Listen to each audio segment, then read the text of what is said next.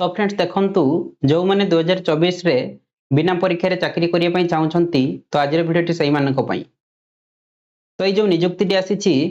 Post office तरफरु तो आपण मानक गाँव रे जो पोस्ट ऑफिस रही से पोस्ट ऑफिस तरफरु नियुक्ति आसी तो आपण माने एही चाकरी पई केमिति अप्लाई करिवे केबेठारु अप्लाई करिवे एप्लिकेशन फी केते रही आपण मानकु केते टंका दरमा मिलिबो आज रे भिडियो रे म आपण मानकु सब किछि डिटेल्स रे जणाई देबी। तो देखंतु आपण माने यूट्यूब रे आगरु जो सब वीडियो देखिचंती तो समाने एते डिटेल्स रे आपण मानकु कहि नथिबे तो आज रे वीडियो रे म आपण मानकु पूरा डिटेल्स रे सब किछि जणाई देबी। तो या पर आपण मानकु आ गुटिए भी वीडियो देखिया पई पड़िबो नै। तो आपण माने जदि केवल 10th पास करिसंती ताले आपण माने एई चाकरी पई अप्लाई करि परिबे। तो देखंतु India post circle JDS recruitment 2024 तो 2024 रे फाइनली जो इंडिया पोस्ट तरफरु जेडीएस पई नियुक्ति आसी जाइए। ठीक अच्छे जेडीएस रो फुल फॉर्म होची ग्रामीण डाक सेवक। ओके तो नोटिफिकेशन टी केबे आसी ना 15/7/2024 तारिख रे नोटिफिकेशन आसी। ओके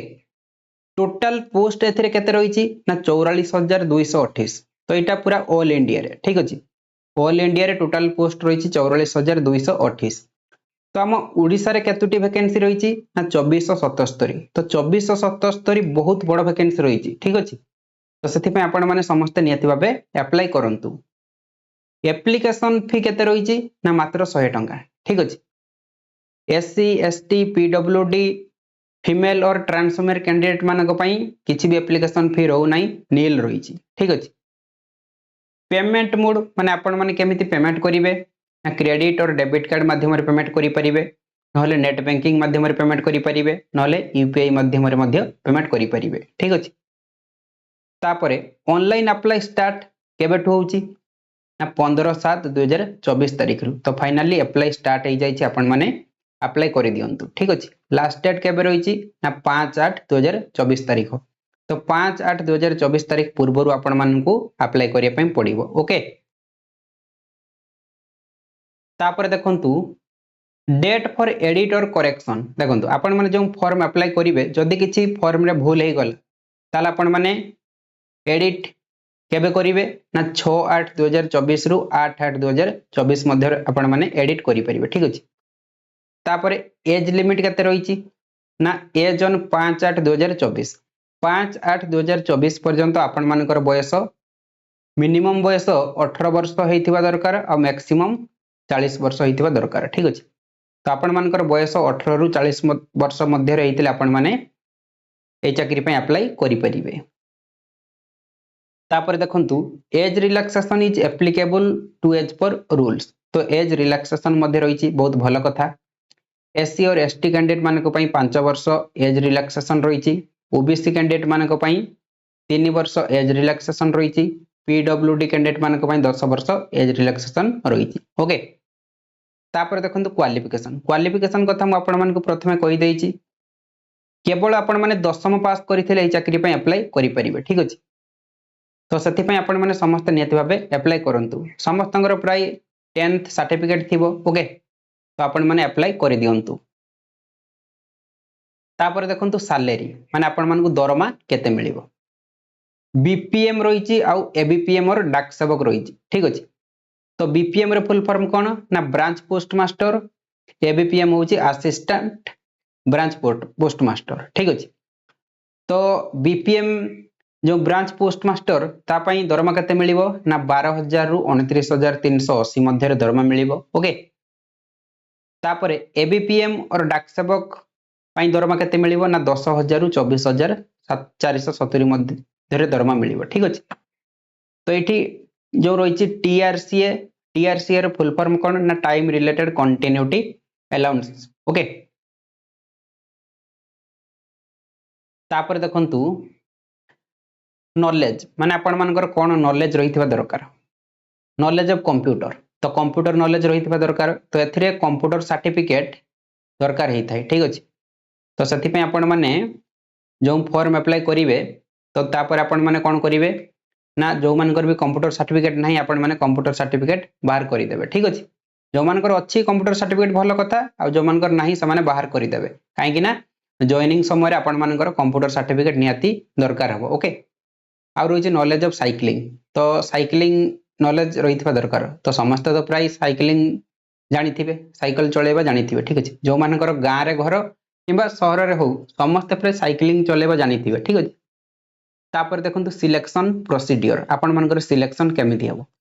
नो एग्जाम बहुत भलो कथा एथिरे किछि भी एग्जाम नहीं ठीक अछि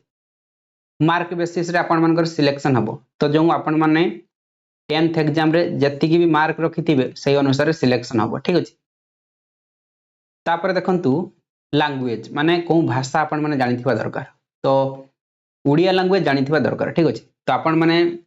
जदि उड़ीसार लोक ताले उड़िया लैंग्वेज जानिथिबा दरकार नहले आपण माने चिट्ठी केमिति बांटिबे ठीक अछि सेति पई उड़िया लैंग्वेज जानिथिबा दरकार जो मानकर वेस्ट बेंगल रो घर तो से माने बंगाली जानिथिबा दरकार ओके तो एमिति सब स्टेट रो पिला माने सब तांको स्टेट रो लैंग्वेज जानिथिबा दरकार ओके तो हम ओडिसा पिला मानक पई उड़िया लैंग्वेज जानिथिबा दरकार समस्त प्रे उड़िया जानिथिबे तो सेति पई डोंट वरी समस्त अप्लाई करंतु ओके तो देखंतु ये थिला जीडीएस विषय रे पूरा संपूर्ण डिटेल्स इन्फॉर्मेशन तो आज रे वीडियो रे म आपण मानकु सब किछि पूरा डिटेल्स रे जणाई देली ठीक अछि तो आपण मानकर सान भाई सान भौणी किंबा बड़ भाई बड़ भौणी जे भी 10th पास करिसंती ठीक अछि तो सेमानकु ए वीडियो टी शेयर करंतु तो सेमाने निहति भाबे जीडीएस रे अप्लाई करंतु ठीक अछि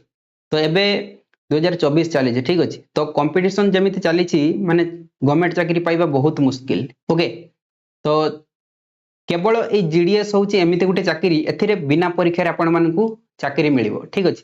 तो एमिति सुजोग भाग्य थिले मिले तो प्राय जीडीएस तरफ रु वर्ष को रिक्वायरमेंट आसी थाई ठीक अछि तो सेति पई आपण माने समस्त नियति भाबे अप्लाई करंतु जदि आपण मानकर भलो मार्क अछि ओके ताले आपण माने 100% 2024 रे गुटिए सरकारी चाकरी नै कि जाई परिबे ठीक अछि तो एथिरे काम बहुत कम आपण माने 3-4 घंटा काम करी आराम से पैसा इनकम करि परिबे ठीक अछि आ एथिरे चाकरी पाई गल आपण माने लाइफ टाइम आपण मानकर गुटे गवर्नमेंट स्टाम्प बाजी जीवो ओके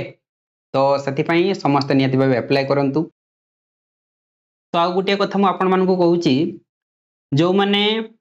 गवर्नमेंट जॉब पई प्रिपरेशन करूछंती ठीक अछि तो समाने हम चैनल को सब्सक्राइब करके रखि तांतु काहे कि ना ए चैनल रे आपण मानकु डेली बेसिस रे सबु क्लास देखिया पे मिलिबो जेमिति कि